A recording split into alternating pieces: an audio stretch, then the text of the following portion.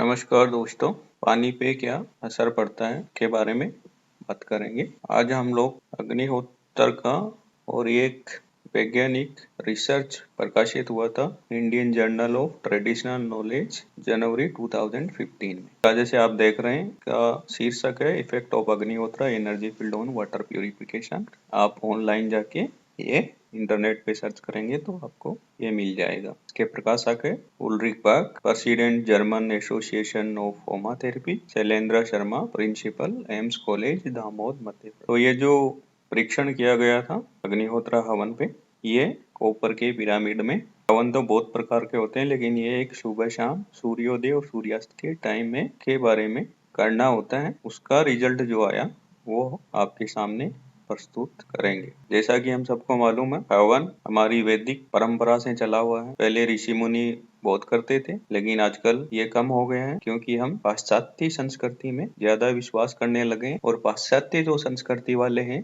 जैसे उल्रिक बर्ग जर्मन से हैं, तो ये जो हमारे नॉलेज है उन पे काम कर रहे हैं। आपकी जानकारी के लिए बता दूं कि उल्रिक बर्ग पिछले 30 साल से ये जितने भी उनको हवन के जो प्रभाव मिले, जिसने किया उनको पहले पूछा कि आपको हवन करने के बाद में क्या लाभ हुआ। फिर वो सब उन्होंने एक जगह कलेक्शन किया। उसके बाद में इन लोग उल्रिक बर्ग ने डॉक्टरों से, साइंटिस्ट से, बड़ी बड़ी कॉलेज यूनिवर्सिटीज से बात की कि हमने हवन के बाद में ये प्रभाव देखे हैं, तो कृपा करके हमारा इसमें सहयोग करें तो हम इसके आगे के बारे में तो इसके साथ देने वाले हैं शैलेंद्र शर्मा, जो एम्स कॉलेज दामोद के प्रिंसिपल है। अभी हम सबको मालूम है कि आज दुनिया में शुद्ध पीने के पानी की बहुत बड़ी किल्लत होने वाली है और हो रही है, सबको मालूम है। आज नदियाँ, तालाब, जमीन के नीचे पानी है वो भी अशुद्ध हो गए हैं। तो ये बता रहे हैं कि ये एक सबसे सस्ता और कोई भी इसको अपने जीवन में अपना सकता है, तो उससे हमारा पानी का अशुद्धिकरण बहुत प्रभाव तक कम हो जाएगा। इनका एक पहले टेस्ट हुआ था जिसमें इन्होंने अग्निहोत्र का जो राख होता है वो पानी में मिला के देखा, तो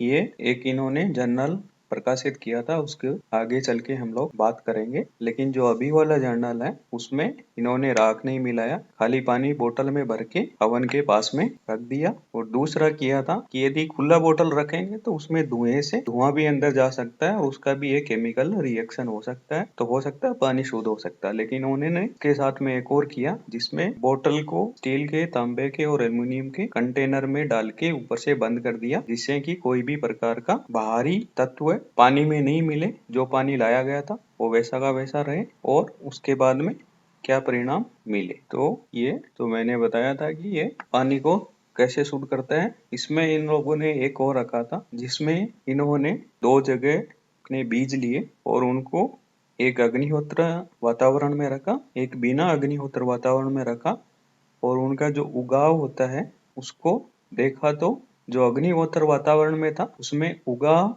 जो बिना अग्निहोत्र वातावरण में था उससे जल्दी हुआ। इसमें जो इन्होंने पहला टेस्ट किया था, जो राख डाल के, उसमें जो कोलीफॉर्म बैक्टीरिया जो हानिकारक होते हैं एक लिमिट से ज्यादा, वो 50% तक कम हो गए थे। हम आगे चल के देखेंगे कि इसमें कितना बैक्टीरिया कम हो गए। और एक बात और है, इसका हिंदी अनुवाद का जल्दी हम लोग एक नया वीडियो लेके आएंगे, तो आप उसमें अच्छी तरह से समझ सकते हैं। यही है, उसको खाली ट्रांसलेशन किया गया है। तो ये सब, और जो बोतल स्टील के, तांबे के और एल्युमिनियम के बर्तन में रख के ऊपर से बंद किया था उस नियम को फ्राडे केज नियम बोलते हैं, जिससे कि इलेक्ट्रोमैग्नेटिक वेव भी पानी को शुद्ध करती है कि आर पार नहीं जाएगी तो वो पानी, लेकिन इसमें वो वेव शुद्ध नहीं हो सकता फ्राडे गेज के हिसाब से। लेकिन इसमें क्या रिजल्ट मिले उसके बारे में आगे चल के आपको ये डेटा दिखाएंगे। अभी इन लोगों ने क्या सामग्री यूज किया था, कैसे किया था, तो ये बता रहे हैं कि हवन एक छोटा और साधारण होमा हीलिंग अग्नि है, जो एक कॉपर जिसका माप और साइज बनाया गया हो उसी में करने पे क्या प्रभाव मिले। और ये बता रहे हैं कि ये जो कॉपर का पिरामिड है तांबे का, यदि उस साइज में और शेप में होगा तो वो सूर्योदय और सूर्यास्त के समय वातावरण में एक बायोरिदम पैदा करेगा। और इससे आगे चल के ये भी बता रहे हैं कि ये वैदिक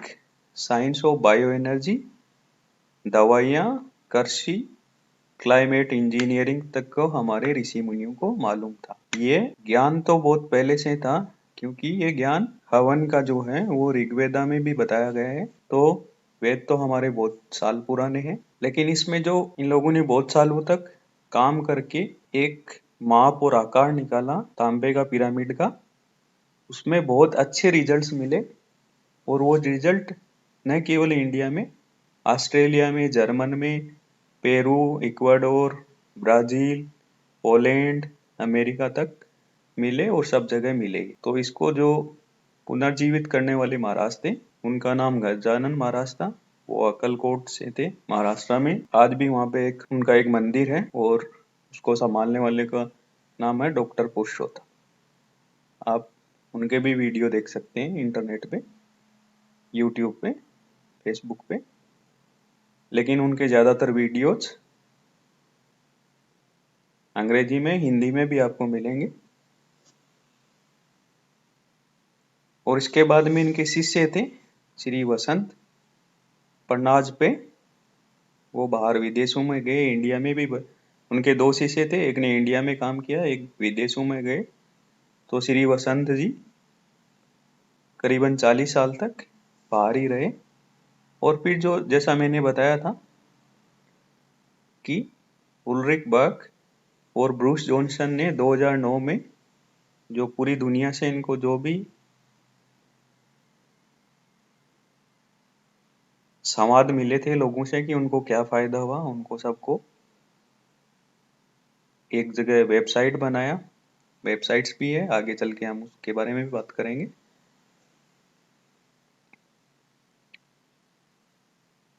ये बोल रहे हैं कि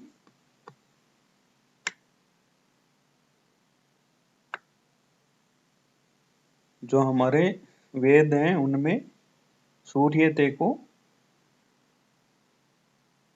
इस हिसाब से वर्णन किया गया है कि जब भी सूर्य उदय होता है, मतलब सूर्य तो उदय नहीं होता, लेकिन पृथ्वी अपने अक्ष पे घूमती है। जैसे ही पृथ्वी, जिस एरिया में पहली किरण पृथ्वी को स्पर्श करती है, उसके साथ में ही वहां पे एक तरह की ऊर्जा उत्पन्न होती है और वो हमारे जीवनदायिनी होती है। और दूसरा, जो भी वातावरण में बैक्टीरिया होते हैं उनको कम करती है। तो इसमें जो अभी सामान यूज किया गया था उसके बारे में हम लोग बात करेंगे। तो इसमें जैसे मैंने बताया, एक तांबे का पिरामिड है जिसका साइज ये है, उसके साइड में कोई पकड़ने के लिए ऐसा कोई डंडा नहीं लगाया गया है, उसमें कोई होल नहीं होना चाहिए, छिद्र नहीं होना चाहिए। तो साइज आप देख रहे हो 14.5 सेंटीमीटर गुणा 14.5 सेंटीमीटर ऊपर का है और 5.25 गुणा 5.25 सेंटीमीटर नीचे का है। और इसका हाइट है 6.5 सेंटीमीटर। ये आग जलाने के लिए हमको देसी गाय के गोबर के कंडे चाहिए, देसी गाय का बिलोने वाला घी चाहिए, उसके साथ में 15-20 चावल चाहिए और 2 मंत्र कुछ इस प्रकार है। सूर्योदय का मंत्र है सूर्याय स्वाहा सूर्याय इदं न मम प्रजापते स्वाहा प्रजापते इदं न मम। फिर सूर्यास्त का है अग्ने स्वाहा अग्ने इदं न मम प्रजापते स्वाहा प्रजापते इदं न मम।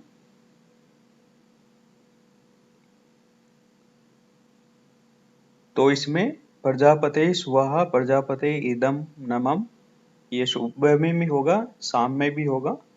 खाली ऊपर का एक मंत्र में सूर्य की जगह अग्नि आ जाएगा और अग्नि की जगह सूर्य आ जाएगा। आप अपने गांव में ब्राह्मणों को भी पूछ सकते हैं कि जो भी घरों में हवन कराते हैं तो उनका पहला मंत्र क्या होता है। आपको यही 2 मंत्र पहले मिलेंगे, बाकी तो और भी वो आहुति दिलाते हैं, इसमें केवल 2 ही आहुति लगेगी। अभी ये एक्सपेरिमेंट करने के लिए, परीक्षण करने के लिए पानी कहाँ से लिया, क्या क्या किया, उसके बारे में बात करेंगे। तो इन्होंने नर्मदा नदी का जो मंडलेश्वर के साथ साथ से बहती है मध्य प्रदेश में, वहां से एक बाल्टी पानी का लिया, उसको हिला के बोतलों में भरा। वो सब बोतल, कुल बोतल 20 भरे गए थे। उनमें से 3 बोतल उन लोगों ने सीधा लेबोरेटरी जहाँ पे परीक्षण होना था उसकी ऑफिस में भेज दिया। तो उसमें से 2 गई श्री भूमिया कॉलेज मंडलेश्वर और 1 गई एम्स कॉलेज दामोद एमपी। ये जो परीक्षण हुआ था ये अक्टूबर 2012 से फरवरी 2014 तक हुआ था। इसमें से 17 बोतल ये होमा थेरेपी गौशाला महेश्वर मध्य प्रदेश में लेके आ गए। इनमें से 9 बोतल इन लोगों ने एक साइड में ली। उनको 3 को 3 स्टील के बर्तन में, 3 को 3 तांबे के बर्तन में और 3 को 3 एल्युमिनियम के बर्तन में अंदर रख के ऊपर से उसका ढक्कन अच्छी तरह से बंद कर दिया, जैसा कि आप इधर देख रहे हो। और 8 बोतल इन लोगों ने खुला रखा और इन सब को फिर ये महेश्वर होमा थेरेपी गौशाला की जो हवन कुटिया थी उसमें रख दिया। अभी हम लोग नीचे देखेंगे कि ये इनका कैसे इनको कुटिया में रखा गया था। तो चित्र 1 में आप देख सकते हो,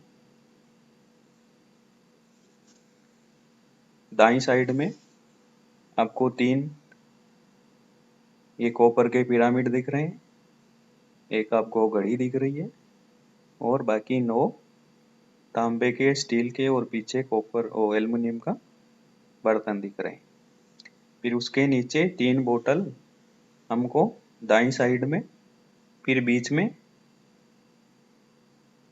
वो ही अग्निहोत्र वाले कुंड है, ये रखा हुआ है। अभी 8 में से 3 गई, 5 ये तो चित्र 3 में हम लोग ये देख सकते हैं ये इनका कैसे इनको रखा गया था। अभी ये सब रखने के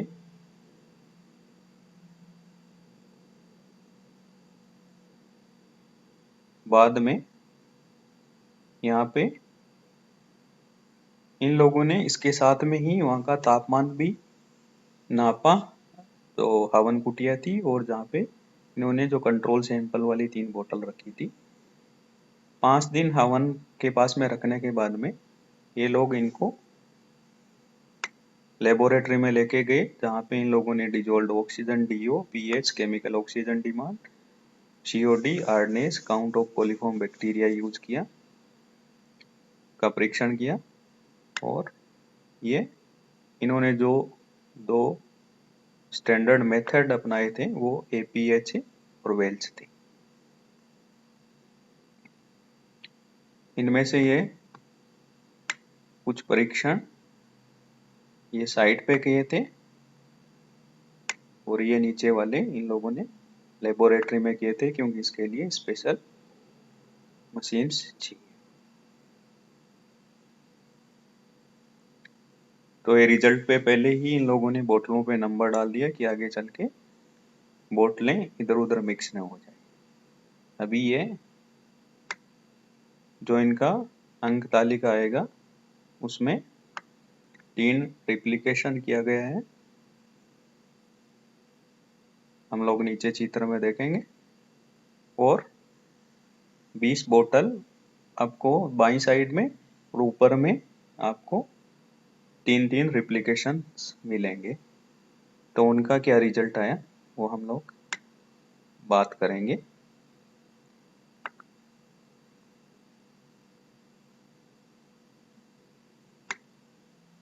तो ये बोल रहे हैं कि रिप्लिकेशन जो था उसमें चेंज आया हुआ था, लेकिन चेंज इसमें ये भी हो सकता है कि एक हवन कुंड के नज़दीक में था, एक बीच में था और एक साइड में था, तो उसके हिसाब से उनमें कुछ फर्क है। तो इसके बारे में ये आगे चल के इनका कुछ आगे से और परीक्षण करना है, जिसके लिए ये लोग अभी देख रहे हैं कि कैसे इनको किया जा सकता है, क्योंकि हम सबको मालूम है परीक्षण करने के लिए धन की आवश्यकता होती है, तो वो बहुत जरूरी है। तो ये यहाँ पे लिखा है कि अग्निहोत्र वातावरण पानी को शुद्ध करता है, जबकि पानी फ्राडे गेज के नियम से रखा हुआ हो तो भी शुद्ध कर रहा है। अभी इनका जो कंक्लूजन आया है, जो इनका अंतिम परिणाम आए, उनमें ये लोग बता रहे हैं कि वहां पे कुछ ऐसी अग्निहोत्र का जो वातावरण है उसमें ऐसी ऊर्जा है जो फ्राडे गेज नियम से भी रोक नहीं सकती। अभी ये बोल रहे हैं किसी के पास में इसका कोई दूसरा उदाहरण हो और वो अच्छे से समझा सकता है कि इसके पीछे ये कारण है, तो वो लोग उसको भी सुनने के लिए इंटरेस्टिंग है। तो ये डिस्कशन में इन लोगों ने सब किया हुआ है, टेम्परेचर ये, तो ये सब इनका सब डिस्कशन है। हम लोग इसमें ज़्यादा जाएंगे नहीं, वीडियो लंबा हो जाएगा, तो हम सीधा आप लोग अभी ये देखो, ये तीन रिप्लिकेशन जो बोला था, ये सब बोटल्स हैं। अभी जो कंट्रोल वाली है उसमें देखो डिजोल्ड ऑक्सीजन बहुत कम है,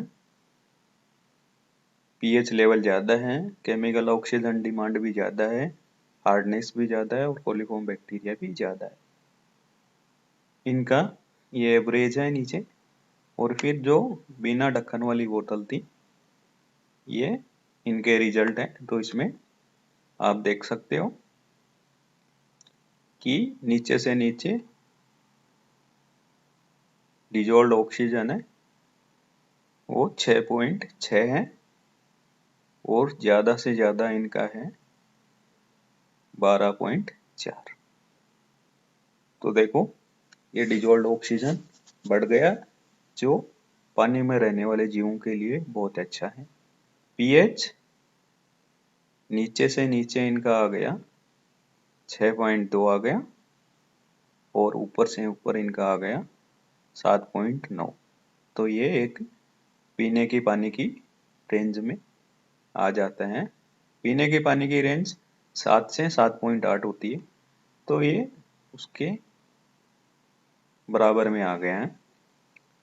केमिकल ऑक्सीजन डिमांड भी आधी हो गई है। तो देखो नीचे से नीचे केमिकल ऑक्सीजन डिमांड 28 हो गई है और ऊपर से ऊपर 55 हो गई। ऐसे ही हार्डनेस नीचे से नीचे 110 है और ऊपर से ऊपर 195। वैसे ही कोलिफॉर्म बैक्टीरिया आप देखेंगे तो नीचे से नीचे 250 हो गया और ऊपर से ऊपर 480। तो ये तो था जो ऊपर ढक्कन नहीं लगाया हुआ था। अभी ये जो स्टील के बर्तन में रखे हुए थे उनमें भी आपको उसके आसपास ही रिजल्ट मिलेंगे। ये कॉपर में है और ये आपको एल्युमिनियम के बर्तन में है। तो अभी अग्निहोत्र के वातावरण में देखो पानी में कितना बदलाव आ गया, और इतना बदलाव करने के लिए आज हमको बहुत बड़ी मशीनरी चाहिए, बहुत बड़े केमिकल चाहिए, तभी जाके ये बदलाव हो सकते हैं। और वो आम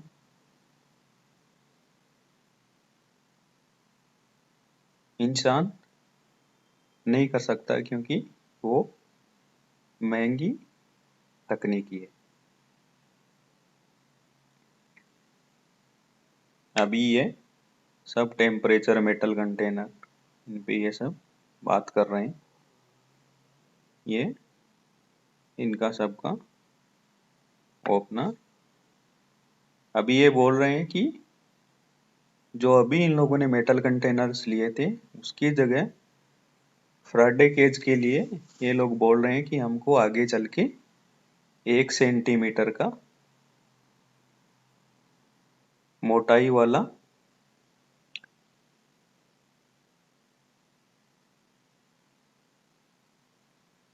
कुछ पदार्थ लेना चाहिए। तो उसमें देखेंगे कि क्या आया, लेकिन ये एक उनका आगे का सुझाव है।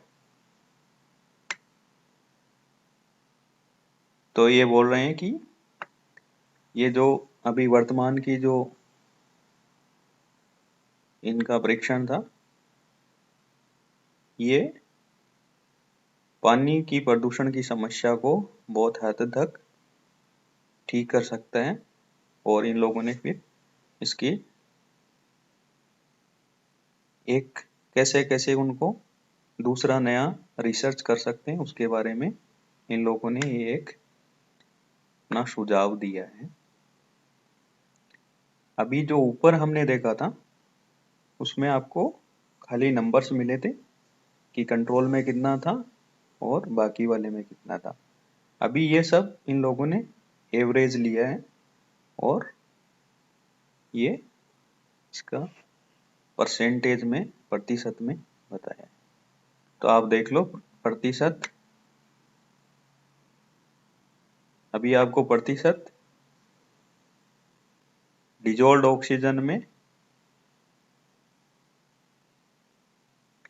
207%, 251 ये मिलेंगे।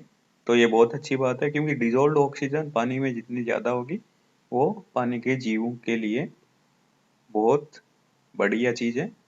पीएच भी माइनस हो गया है